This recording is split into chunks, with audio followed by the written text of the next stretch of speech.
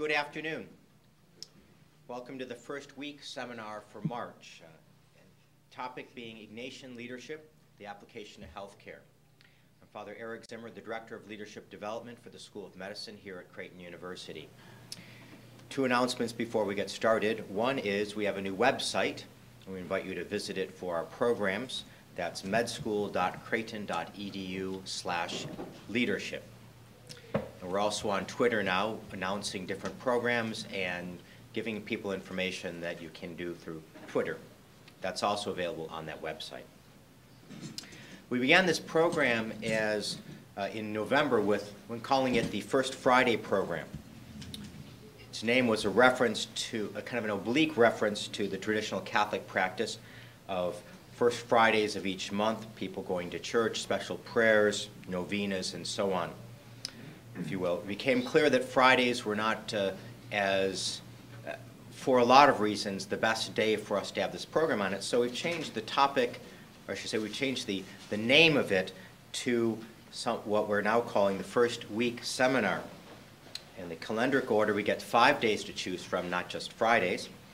But it's also a reference to the first week of the spiritual exercises of St. Ignatius Loyola, particularly appropriate for our topic this afternoon. For those who have done the spiritual exercises, you may remember that the first week is the time when we reflect on why we're created, our relationship to God, a proper response to our Lord. And so also we think of God's provident love for us and our response to this love. So we look at a proper orientation to God.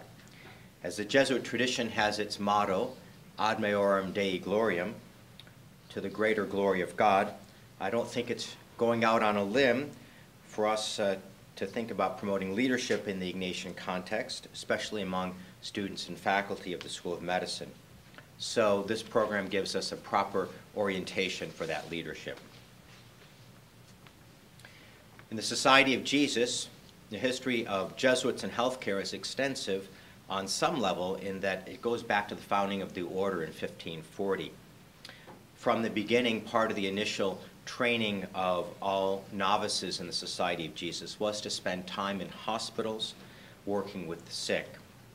For Ignatius, this practice had a double effect, not in the ethical nature, but kind of hitting two birds with one stone. As hospitals were very primitive, and the likelihood of someone walking out under his or her own steam was low, it provided service to those who most needed assistance, aid to the destitute, those who were in most need. As a practice, the Society of Jesus has committed itself to do on many levels through the centuries. But also, as the fact was that many Jesuit novices were from a higher social class than the people in the hospitals, this was an opportunity for Jesuit superiors to see how the novices reacted to working with people who were less enfranchised than they were, and how they adapted to difficult circumstances. In the United States, the Society of Jesus, through its schools, run 4 schools of medicine, 100% of the Catholic schools of medicine in the United States. Many of our students here at the School of Medicine for Creighton University come to Omaha specifically because of Creighton's Catholic and Ignatian ethos.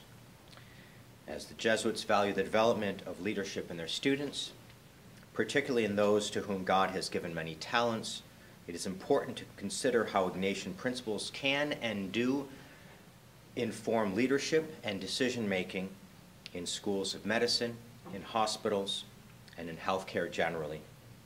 Thus, our program today addresses Ignatian leadership in the healthcare context. To discuss this matter, we have a panel of leaders from the university that span a number of areas. All have specific backgrounds in Ignatian principles, and all have a demonstrated interest in strengthening the Ignatian ethos here at Creighton. So I'd like to give you a little background on some of the people who are on our listing here, so I can work through my work. Starting to my right, and our first panelist is Dr. Don Fry. Dr. Fry is Vice President of Health Sciences. He received his undergraduate degree from William Jewell College and his MD from the University of Missouri at Columbia. Prior to joining the Creighton faculty, Dr. Fry was a rural physician in Northwest Missouri, an emergency physician in West Virginia, a healthcare administrator, and the director of community-based family medicine training programs in Nebraska and West Virginia. From 1995 to his appointment as Vice President of Health Sciences, he served as chair of the Department of Family Medicine at Creighton University School of Medicine. He is currently involved in the Ignatian Colleagues program run by Father Alexander, one of our other panelists. To his right is is Dr. Robert Dunley.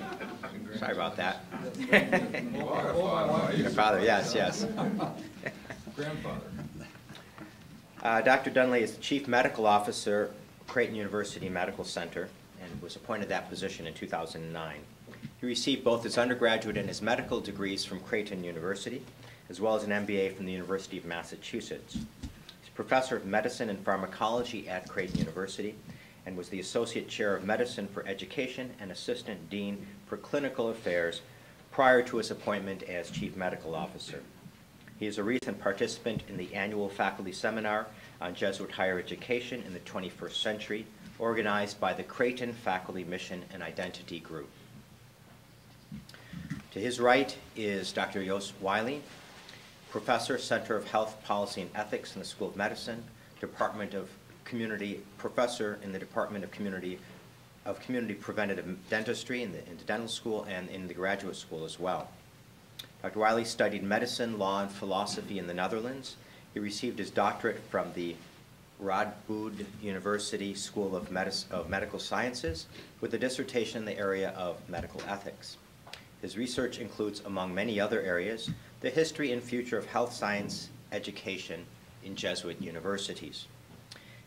He's been a frequent participant in the annual faculty seminar on Jesuit higher education in the 21st century, organized by the Creighton Faculty Mission and Identity Group. And our last panelist is Father Andy Alexander, who's Vice President for University Ministry and has been at Creighton since 1996. He oversees numerous programs on Ignatian spirituality and practices here on campus, including the Collaborative Ministry Office, the Creighton Online Ministry website, and the Ignatian Colleagues program. Before his arrival at Creighton, he worked as Vocation Director and Formation Director for the Wisconsin Province of the Society of Jesus. His experience with Ignatian practices dates back some decades, although not more than decades. So our panelists will speak in turn from left to right, and I've asked each to spend about 5 to 8 minutes giving insights from their personal experience on Ignatian leadership, perhaps what they've learned, perhaps how they implement this in their workplace, perhaps their vision of how that can be better applied here at the Creighton School of Medicine and the university generally. And then we'll open it up to discussion among all people here. So welcome, and Dr. Fry. Great, thank you. First, I need to give you the disclaimer. I am not Catholic. I've never been Catholic. Right now, really don't have any intentions of becoming Catholic. I suppose that could always change. And on top of that, I went to a Baptist undergraduate school. Those who are familiar with William Jewell was Baptist then. They basically got kicked out of the Baptist world for taking some positions that were thought to be un-Baptist, I guess. But in any case, I bring that up simply to inform everyone of that, so that if I say something and someone thinks, well, gee, I wonder what parish told him that or something, it wasn't any parish at all, because I'm not Catholic. However, what I will say is that I have some very, very deep and real admiration for Ignatian values, for issues that Jesuits promote, and how Ignatian principles mold us as leaders and effectively can make us better physicians, better leaders, and better people. One of the most interesting concepts, one of the concepts that I initially found most appealing to me among Jesuit principles, was the issue of social justice and a commitment to social justice. Resonated with me with a lot of the things that I believe very strongly in. I think that it guides me as much as anything else as a leader. As a leader in healthcare or anywhere, we make difficult decisions. Some of them cause us to make hard choices. You have to have something that guides you in that. And I think principles of social justice are among the most important as we move forward as leaders in healthcare and elsewhere. One of the other things, and I'm not sure how to articulate this particularly well, but the reality is all of us will have issues of faith that will be incorporated into our lives. It may be a part of a formal religion, it may be something else, but there are issues in life we have to take as matters of faith. The evidence won't necessarily be there. Now, those issues of faith may be incorporated into a formal religion. They may not.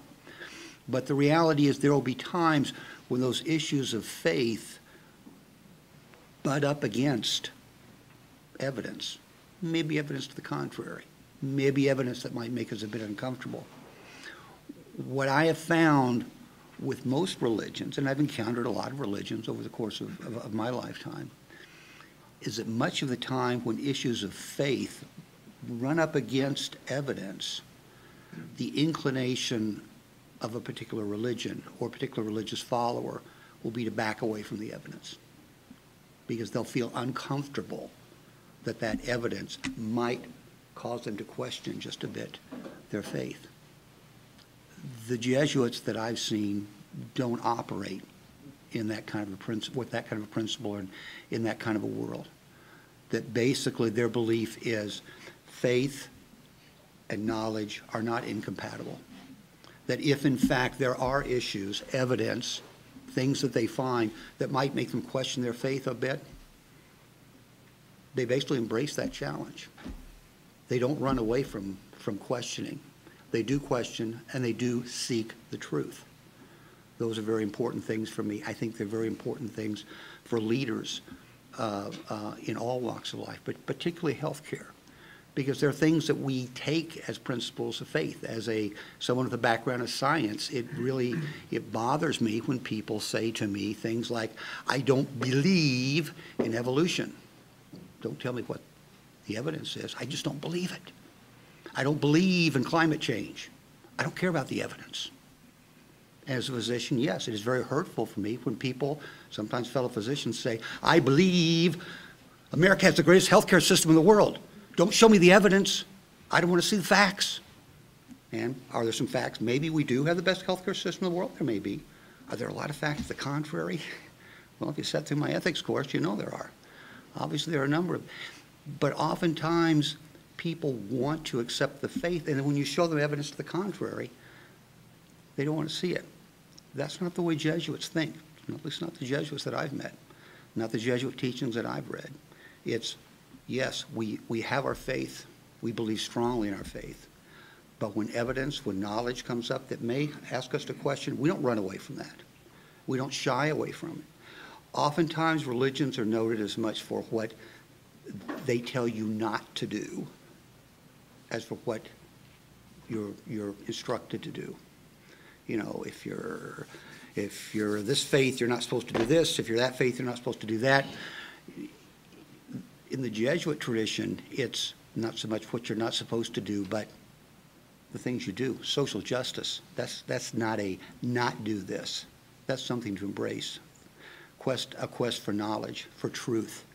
That's a positive thing. That's not a negative thing. I'm probably overstepping my time, so I'll leave you with one example of how seeking the truth or running away from the truth may make a big difference. I had a friend who's has an uncle in a very rural part of Nebraska.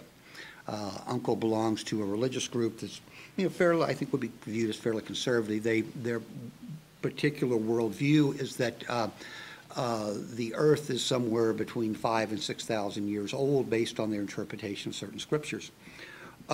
This individual, one day there was a sort of a flash flood on this person's farm, washed away a creek bank, and there was a very impressive fossil that he found.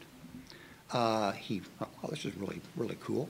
Actually went to, those of you who are from a rural area know, he went to his local county extension agent and said, you know, look at this, I found this. And the extension agent came out and said, yes, this is a very impressive fossil.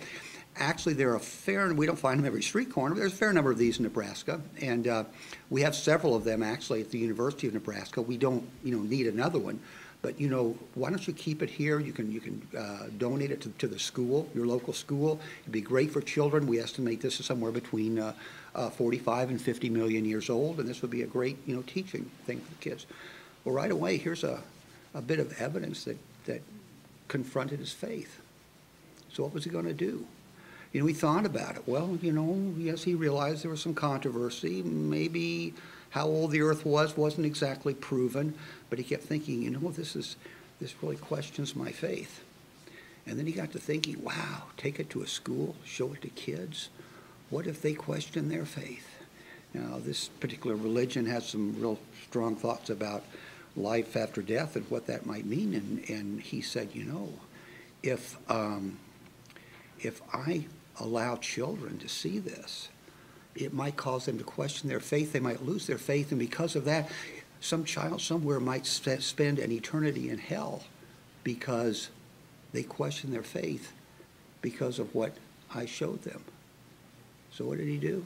He took a sledgehammer and destroyed it. That was his response when evidence confronted his faith. That's not what Jesuit teaching is about. When you have evidence, when you seek knowledge, you seek the truth. Not because you're seeking something that might contradict faith, but because you're seeking something that in the end will validate it, conform it, and make it real. And that's what we have to do with leaders, as leaders. That's what I feel very strongly, we have to do as we lead to promote our values and our faith in those we lead. Take it away.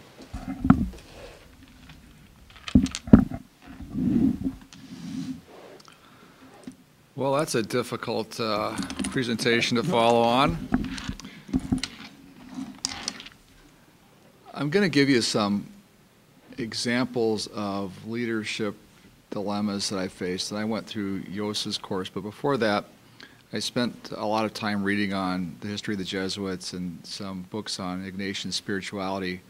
I gave a grand rounds a few years ago on Jesuit medical education, and it really made me think, what is different about the Jesuits compared to other groups.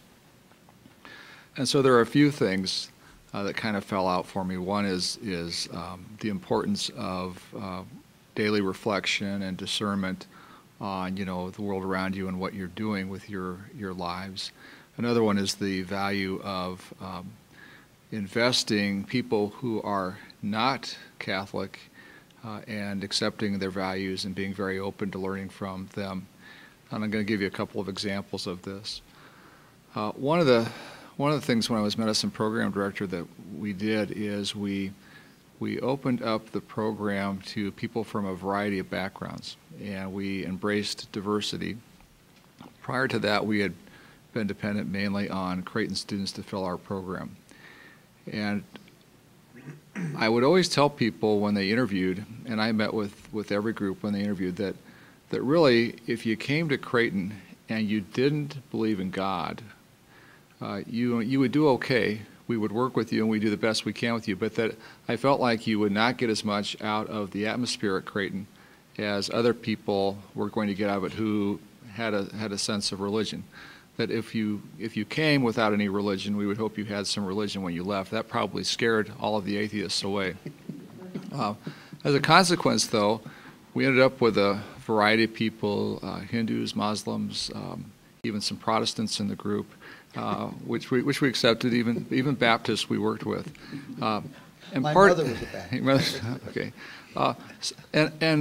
And the program really was a lot better for that wide-ranging thought process.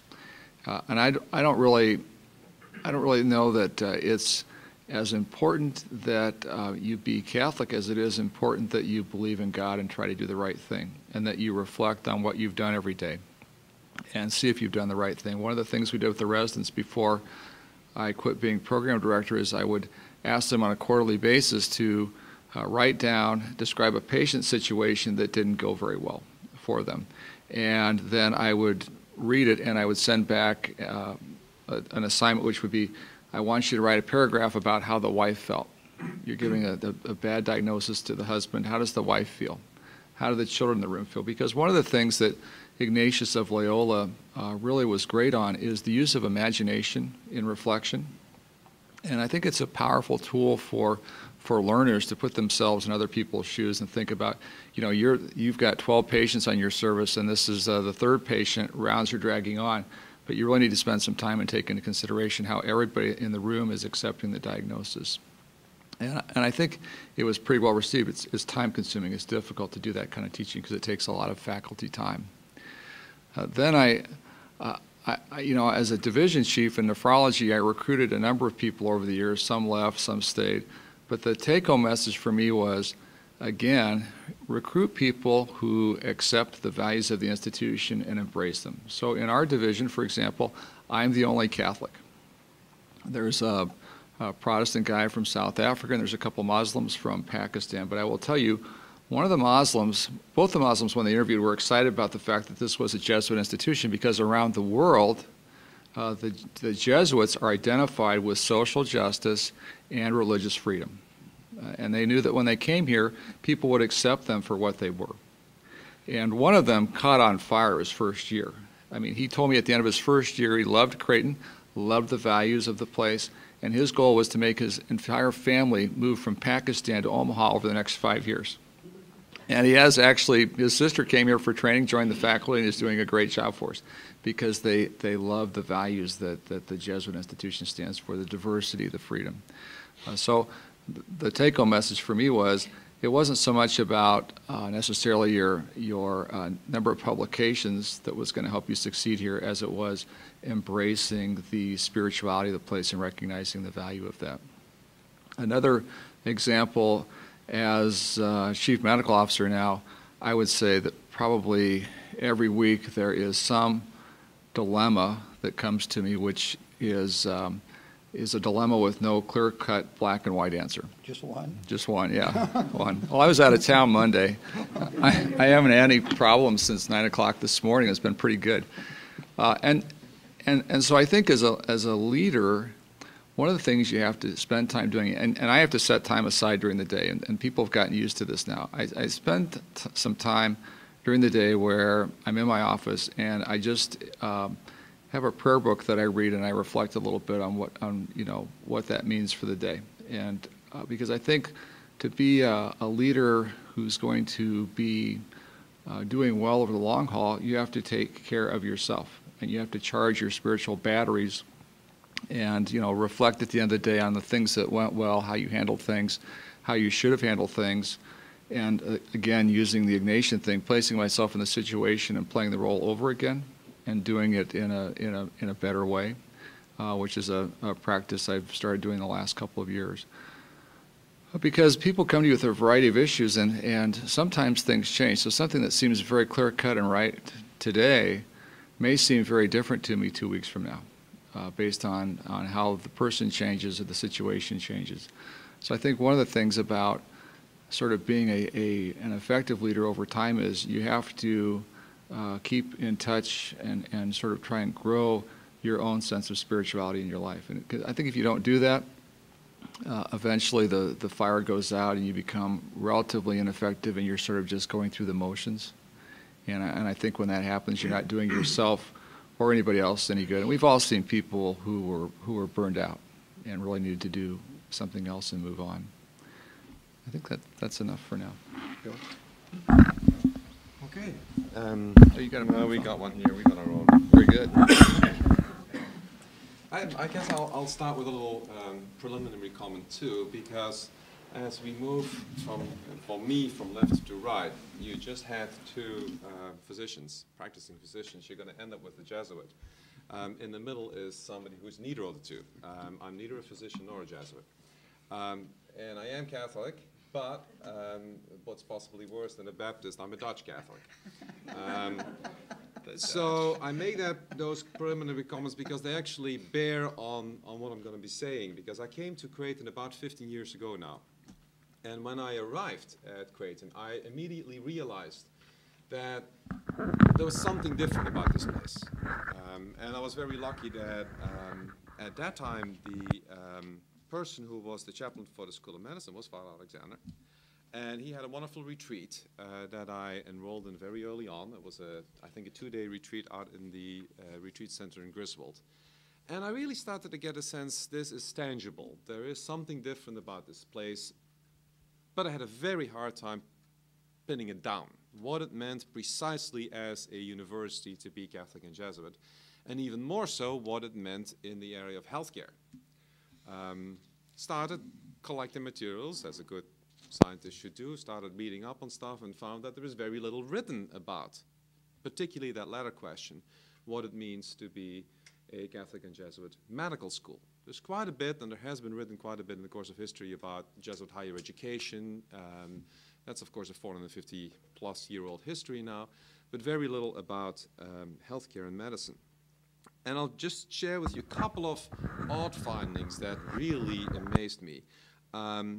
As is true of so many saints like Augustine and St. Francis, you may know that Ignatius also led a very rowdy life before his conversion, which amongst others involved a overly daring battle maneuver that got his leg shot to pieces. But what's interesting is that not only did they had to medically reset that bone because it was healing wrongly. Mind you, this is before anesthesia and infection control. But when it grew back for the second time, he still didn't like the bump that was protruding and that would make him look bad in tights. So he had it broken yet again. Now, I don't know whether the average orthopedic surgeon would fall for that one nowadays and agree to break it again, particularly without anesthesia, just to look good in tights. So in other words, using medical care purely for cosmetic reasons in this case, and a very potentially life-threatening intervention as well. After his conversion, things didn't quite change, at least not in that way. For example, he's known to have intentionally harmed his own health as to remind him of the transcendent purpose in life. So when he realized he was starting to feel better, that he was physically healthy and had too much energy, he intentionally found ways to make himself ill again.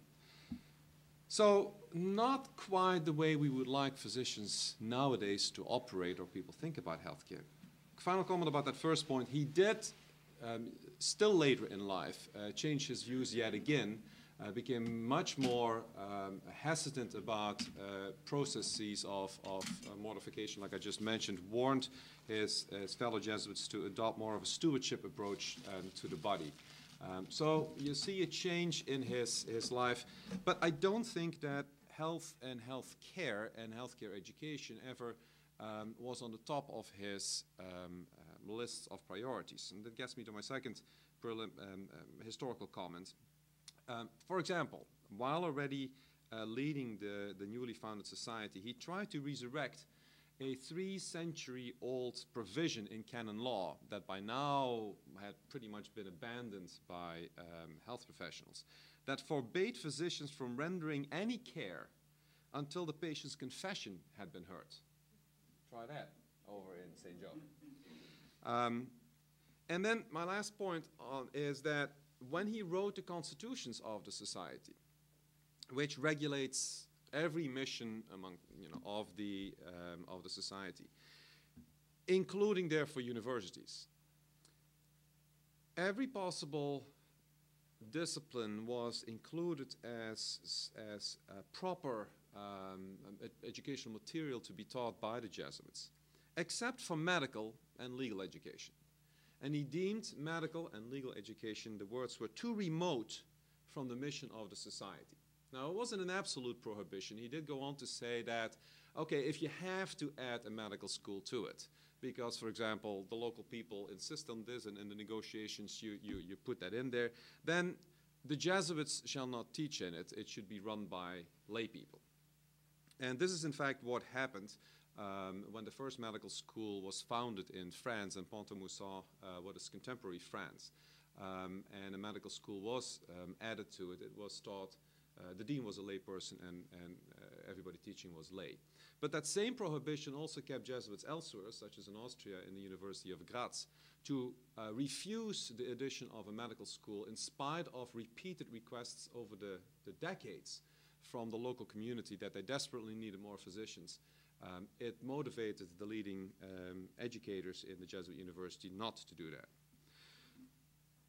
So this whole history is one of the reasons why, or rather the lack of historical involvement in organized healthcare and healthcare education, is, I think, part of the reasons why we have very little written material about what it would mean to be a medical school and a Jesuit-trained physician in contemporary times. So when I'm next going to try to come up with 3 short proposals for how leadership in that Ignatian tradition might be materialized, I'm guessing. I don't know. I'm not drawing this directly from Ignatius's writings. I'm trying to get some sense of how he was a leader and base my comments on that. And I'm guessing that Father Alexander might correct me where I'm going completely off the mark. My first comment would be medical humility. Medicine and healthcare more in general today, I would say, have attained, with a big word, eschatological value. I think people expect more from medicine when it comes to wellness, well-being, salvation, even eternal life, than from Christ. I think on that point, Ignatius would still today disagree. He might not require that confessions are heard before any medical treatment is done. But he would insist on the priority of Christ when it comes to people's well-being, when it comes to happiness, salvation, and eternal life. So I think as a medical profession, we have to be very cautious that we don't keep on fostering this overextended faith, almost. Here one would say faith in medicine. Secondly, work closely with those who hold positions of power. Ignatius and the Jesuits were very good in that throughout the ages. Because if you work via them, you can reach many, many people. But don't fall for the power yourself. Don't seek the power for yourself, and be ready to pack up your bags and go to a completely new place where you may have to start from the beginning again, building up something new, letting go therefore of whatever you had accomplished before. And thirdly, think not in terms of tomorrow, what you can achieve for tomorrow, even next week, even next month. Think about the distant future. I think if there's one thing Jesuits are known for, it has been building up programs, projects that sustain throughout literally the centuries.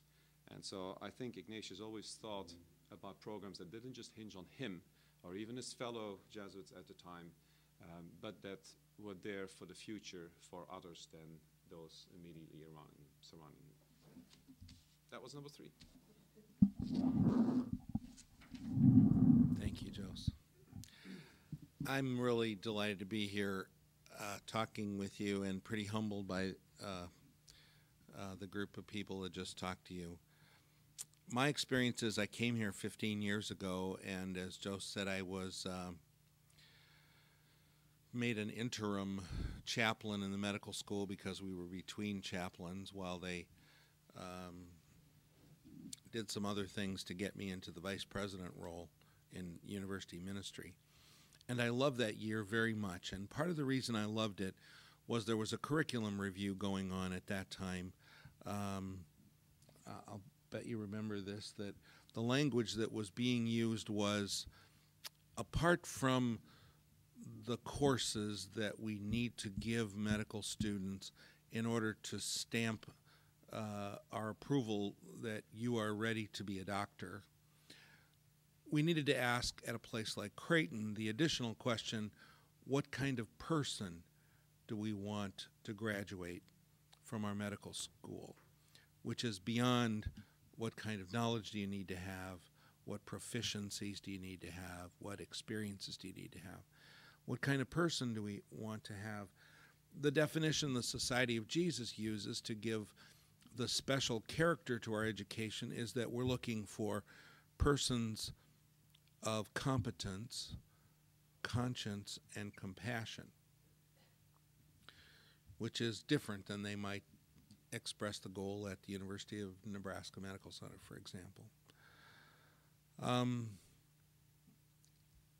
At the time that I was going through that experience and learning a lot about the medical school and life here at Creighton, both my parents were in a very seriously jeopardized health situation and in another medical center. And I learned a number of things as I was myself thinking about what are we looking for in a healthcare professional. There were certainly some examples I checked off, like when my mom was in the last parts of her life, the person on the pulmonology rotation that comes on Saturday, that's the person that the nurses warn you about for about 4 or 5 days in advance. They tell you all the jokes about the person. They prepare you so that you're not too shocked and scandalized when this fellow appears. And so he appeared and walked in the room, put his stethoscope on my mother's chest, and my mother said, you know what, doctor, the way it works in here, my mother who's dying, says the way it works in here is you walk in and you say good morning, my name is, and you give me your name. Then I say good morning and I give you my name, and then you put your stethoscope on my chest. It was a little bit of an experience for me of that was pretty powerful. Not quite as powerful as a few days later standing out in the hall waiting for her cardiologist to come that we'd known for years, and there were some critical things to be decided, and the sort of internal medicine fellow in the rotation that we hadn't seen before shows up, and I see him talking to the cardiologist at the station, and he didn't know me, probably thought I was a chaplain in the hospital standing outside the door. And so I hear the cardiologist say to this fellow I hadn't met before, well, Joe, how's the stock market affecting your portfolio? And he says, well, it's okay, it'll survive, but it'd be a lot better if I didn't have to see all these Medicare patients, and pointed to my mother's room. You can just imagine how much I wanted him to see my mother. I can give you example after example after example of the kinds of persons I met that were not very good examples of persons of competence, conscience, and compassion. And I don't think were very good physicians.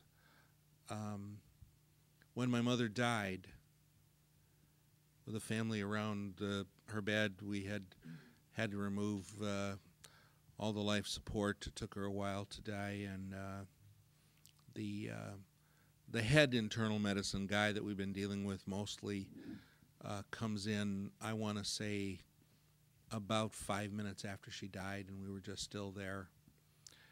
And he walked in, saw us all around her bed, and said, what happened? And I said, well, my mother just died. And I bet I could ask you to all write down what you think he said. And not one of you would write down what he said. He said, well, shit happens. Honest to God, that was what her doctor said, finding out she died. In contrast to that, my father's doctor was a doctor from Creighton who knew that my mother wanted to take him, keep him at home. And she did everything in the world she could to keep him at home. She visited us at home. She talked to my mother on the phone, promised to resource her in every way possible. But I knew she was different the day we met her because we had been through the Air Force Base where my father got his medical care because of his past military record. It was pretty abrupt and pretty tough, and eventually they just said we can't deal with him anymore because he has Parkinson's disease and is fairly non-responsive and had dementia. So when this doctor first saw him, somebody said, you got to go see her, she's terrific. So we go to see her, and we're a little nervous about what kind of reception. All these other doctors, by the way, at the military base would only talk to my mother and me, since my father was sitting in a chair and kind of rigid, and sometimes drooled because he couldn't control his swallowing. Never talked to him. She walks in the room, kneels down, holds his hand, and said, "Good morning, Mr. Alexander." Introduces herself and says, "We're gonna try to see what we can do to help you." While holding his hand, she introduces herself to my mother and to me. She pulls a chair over and sits down next to him, holding his hand. I could tell he was squeezing her hand, and she's talking to him for the longest time. Then she starts to talk to my mother and me. I'm telling you, her care for him was like that and personal till the day he died.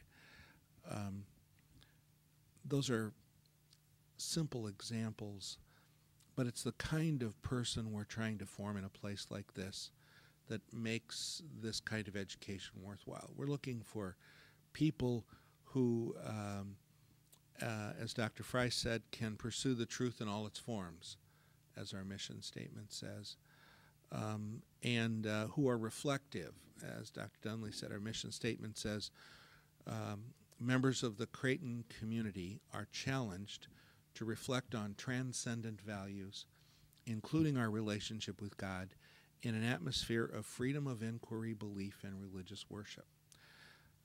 We're here to reflect on values that are transcendent. Where are we from? Where are we going? What does it mean? Not to give people the answer to those questions, but to stay reflective on them. And I think the real difference about being an Ignatian leader in a place like this is that we ourselves are doing that process. I don't think you can be an Ignatian educator, particularly in the medical school where education often happens at the elbow of a professional, where you're watching not only what you learned in the book, but you're watching the style, the attitude, the person of the physician who's showing you how to do medicine. If that person's not reflecting, praying, wrestling with the meaning of life, wrestling with ethical issues, coaching you in the process of wrestling with those things, you'll know it right away. And of course, when you see a person like that who's personally a part of this Ignatian tradition because of that time in prayer or because of what they're reading or wrestling with personally, you'll see the difference. One last story. I was visiting an aunt of mine who was, her oncologist walked in the room and said, Ida, I have some bad news for you. The last results came back and your tumor has continued to grow in spite of the chemotherapy treatments, and I'm sorry to say there's really nothing further we can do. I will be back tomorrow, and we'll be able to talk about that some more, and he walked out of the room. She just started sobbing and sobbing. So as I walked toward her, her internal medicine fellow walks in, sees her crying, and says, "What's up?" And she says, "I just found out I'm going to die." So he pulls a chair over, holds her hand, before I even got to her, and said, "Maybe we should just pray for a minute here." And so he leads a prayer, holding her hand, and takes her to another place before they looked at her blood work, before they talk about the tumor, before she got the number of days she had left. Something personal happened between them. And I don't exactly know how you educate that kind of personal formation, but it's what we're about here and what we reach for as a goal, and that's the difference that I think makes this place Ignatian. Thank you for all your comments and insights. We have some time for questions and questions from all who are here. Do you have something you'd like to ask our panelists? Please, I was just going to, I don't know how we educate our students to be Creighton physicians. actually, it's for the Thanks for the video. Sorry. But I think one of the ways we definitely do it is by role modeling, you know, and I think we don't value that sometimes as much as we should in terms of respecting individuals, caring for individuals, even before I think our students get out in the clinics, you know, even as a group, that they learn the value of some of those things that you were talking about this morning. But I think role models are huge. Do you think we say to ourselves and that that role modeling is important? Do you think that's a part of our? You're nodding. Well, that's really funny that Marcia said that, because I actually was about to say the exact same thing right on your comment right at the very end, because for the past 9 years now I've been in a Jesuit institution, whether it be high school, and then I only applied to Jesuit colleges, and then I applied to the 2 Nebraska medical schools, but it was always, if I got in here, there was no question in my mind, money difference or whatever. And I don't think that you guys do think outwardly about it every day, because it's just intrinsically part of who you are, and we can tell that. And for me, that's why it's never been a question of who I want to be around. It's a Jesuit institution, because it just makes me better, you know, subconsciously, just being around it, seeing it day in and day out. And I know that the role models that are around us just live it day and night. It doesn't matter. And I think it's almost cooler that you don't really have to consciously be thinking about it. It's great to be reminded and stuff like that, but I do think it's just an intrinsic compassion for others. And I think that's just the fantastic thing about it. And for me, obviously, it's addicting. I can't get away from it, so. Great. Doctor, you were going to say something. Yeah, I've been here a little more than 10 years now, and I was not educated in a Jesuit tradition per se, other than going to elementary school, which was a Jesuit school. But I think, you know, some of the values that the Catholics, Jesuits espouse are truly human values. And it's just that they put them in terms that are easy to understand and to follow. And I trained in a different system. I went to medical school in India. I actually practiced in India. So when I came here, it was somewhat of a culture shock, of course, from just being in a different culture. But also, the medical system seemed very strange to me. I'll give you an example. I work in a children's hospital most of the time. I'm a pediatrician.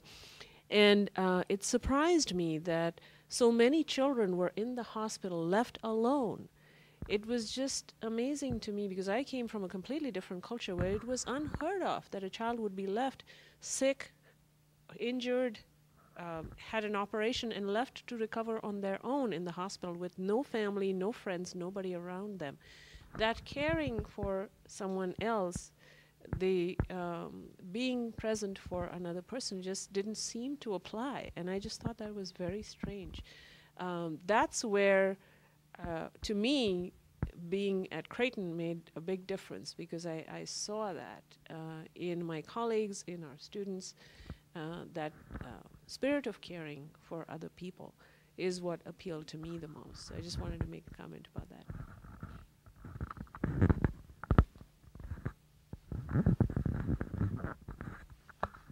Father Alexander, I'd like to maybe pick up on Al Dvorak. I'm a product of Jesuit education. I went to undergrad school here at Creighton, and it was during that time, I think, that really the infusion of the Jesuits really took over in terms of discipline, in terms of prayer, in terms of contemplation, taking time to think about things. I think in our busy world, and I've been at this over 40 years now, I couldn't begin a day without stopping and reflecting and praying. I wouldn't get through the day, I don't think. And as Dr. Donnelly said,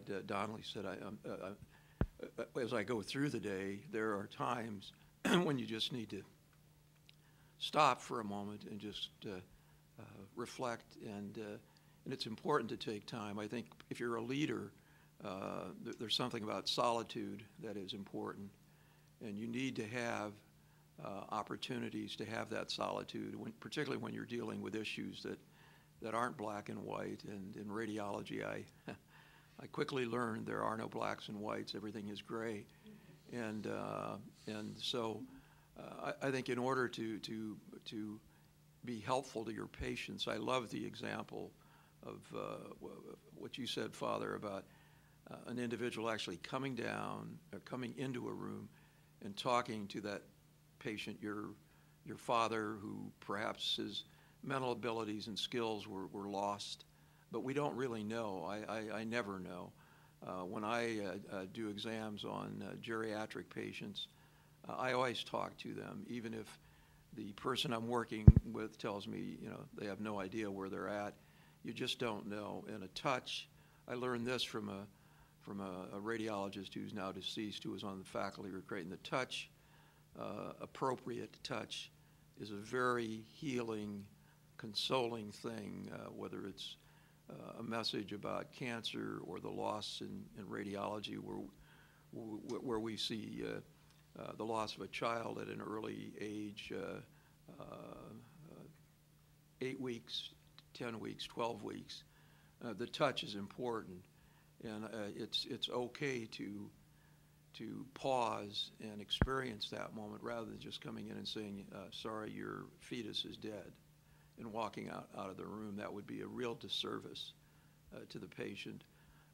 I went to medical school here at Creighton, did my internship here, but I went to a Big Ten school and got an excellent education. I came back here and taught for 10 years, and listening to some of the reflections today, I got a superb education from an educational standpoint and scientific standpoint, and there were people there that may not have been Jesuit, but they were people that were very grounded in what they were doing. So don't forget,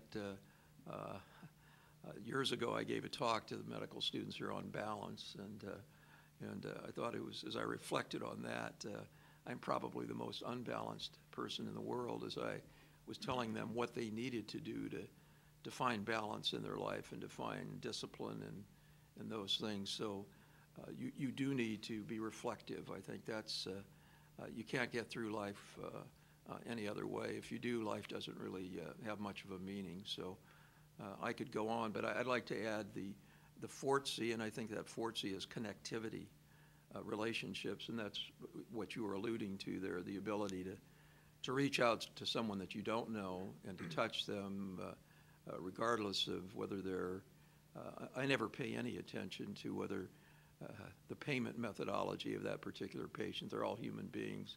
They all deserve respect, and we don't look at things like that. You have responsibilities as a physician, and I think what I hate to see us lose is our professionalism.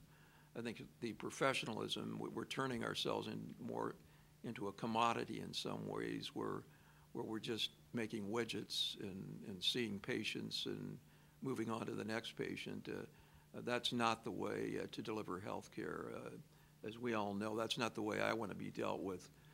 When I'm at the end of my life, I want to make sure that there's someone there who is not afraid to touch me.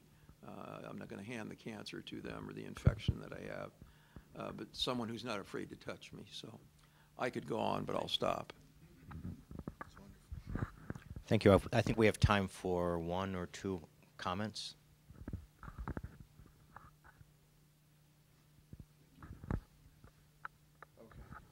As a first-year medical student here at Creighton, we've learned a lot about how society has an impact on health, and the prevalence in this country of obesity and chronic illnesses and domestic abuse and child abuse and sexually transmitted diseases and everything has gone up in the past 40 years and is on a steady increase, as well as healthcare costs and the income gap widening between the rich and the poor, and so people can't get out of their situations. How, as an aspiring physician, how should I deal with that? It seems pretty overwhelming, and that it's kind of careening out of control. What are some tangible, I guess, guidelines or advice to making a difference on a global level? Because it's government policy, it's everything that affects health, and it seems a little bit overwhelming at this point.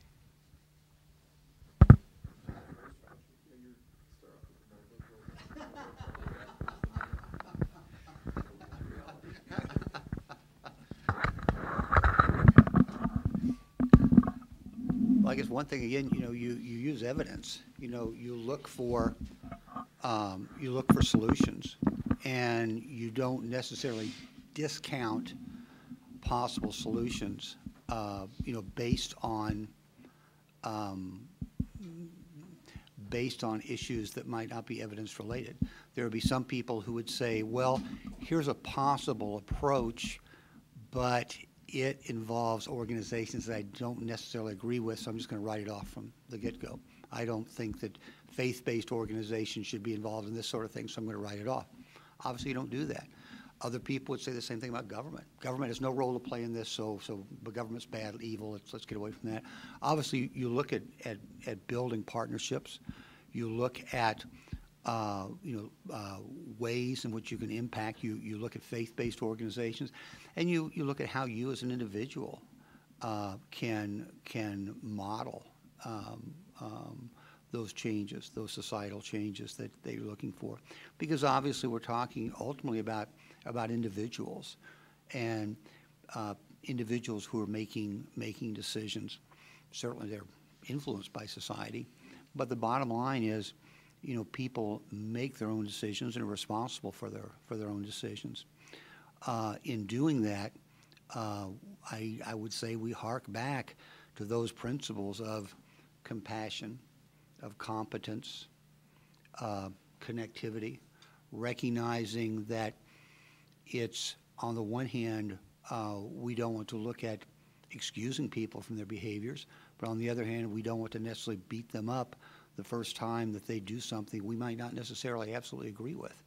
As Dr. Dunley said, a big part of all of this is putting ourselves in other people's shoes.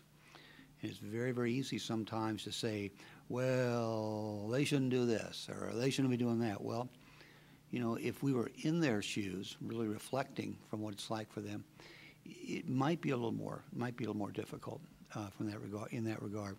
So, no easy ways to fix some of these things, because if there were easy ways, we would have fixed them by now, obviously. But enormous challenges of people developing values and then looking for ways to bring those into action. Again, not getting overly religious here, but Jesus, in some of his teachings alluded to this, but I think it was, who was it? James, who said, faith without works is dead. You can have faith in all kinds of things, but somehow you have to put it in action. And I think as we look at how to deal with some of these things, we deal with them on the personal day-to-day interaction with our patients. And that one-on-one interaction says, yes, we treat every patient the same, regardless of whether they're a Medicare patient, regardless of whether they're Warren Buffett's nephew, regardless of whether they have no insurance. We're going to treat them the same. And then on a larger scale, if we're talking about trying to solve societal problems, in my view, I think we have to look at evidence. We have to use discernment. We have to not be afraid to ask hard questions. And again, that's one of the things I really admire about the Jesuits. They're not afraid to ask hard questions, even when they think the answers potentially might be something they don't necessarily like. They'll still ask the questions and still look for the answers. And I think that's what we have to do. So I'll finish this in less than 1 minute. Remember that society problems translate into a number of individuals with the same problem. And so everybody's a little different. When I see patients, sometimes I'll make a little note in the progress note, or the margin of the progress note, son is getting a new job. And a lot of my obese patients, I'll say, I see them a couple times a year, kidney transplants, I'll say, why don't you try and maybe lose, over the next 6 months, 3 pounds, 4 pounds, just to get a trend started in the right direction. And if they come in and they've lost some weight and they're really trying, you got to be very positive. We're all in really pretty blessed positions. We have people look up to us. We've got a steady job. Finances are not going to be an issue. Even if you're in medical school, finances eventually will not be an issue for you. Your life is going to be pretty good. A lot of people are surrounded by situations where they don't get positive reinforcement when they do things well. They're in a bad relationship with spouse, their children don't treat them well, they have lousy jobs that really don't give them a sense of fulfillment. So if you get an opportunity to give somebody a positive stroke while they're in your office, you need to do it and realize that that may be the only positive stroke that person is getting that week. I don't know how often that happens. The second thing is when you're feeling overwhelmed, a lot of problems are overwhelming. I mean, I'm a nephrologist. I don't cure anybody, frankly. Well, maybe once in a while I cure somebody, but it's pretty unusual. My average work week, I see people with chronic disease that I'm not going to cure. And so really then, if you take a step back, if I can't cure somebody, what is the point of my existence as a physician? It is to ease their suffering, to ease their pain, to help them have as good a life as they can possibly have. And that's something that keeps you from becoming overwhelmed with the suffering that you see. And I think along with that, a healthy dose of prayer when things aren't going very well, because it's not your disease, it's somebody else's disease. I think those will work together to help keep people from feeling overwhelmed. But you got to focus on the fact that you're there to ease human suffering rather than necessarily cure everybody, because you cannot cure everybody.